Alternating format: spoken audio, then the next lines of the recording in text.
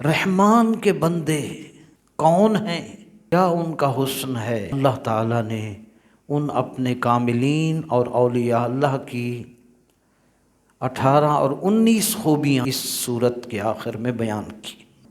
بس یہ ساری خوبیاں جب بیان فرمائیں تو ارشاد فرمایا یہ کاملین وہ خوش قسمت ہیں کہ جنت الفردوس میں انہی کا استقبال کیا جائے گا۔ جنت کے اعلیٰ مقام جب عطا کیے نا، فرمایا اولئک یجزون الغرفۃ بما صبروا۔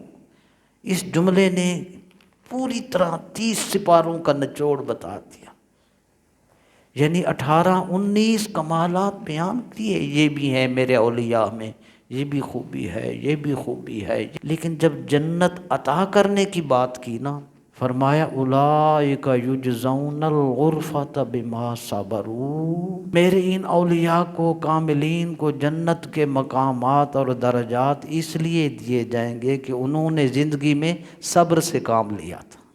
اس سے معلوم یہ ہوتا ہے کہ صبر اور برداشت ایسی خوبی ہے جو بندے کو اولیاء میں شامل کرتی ہے۔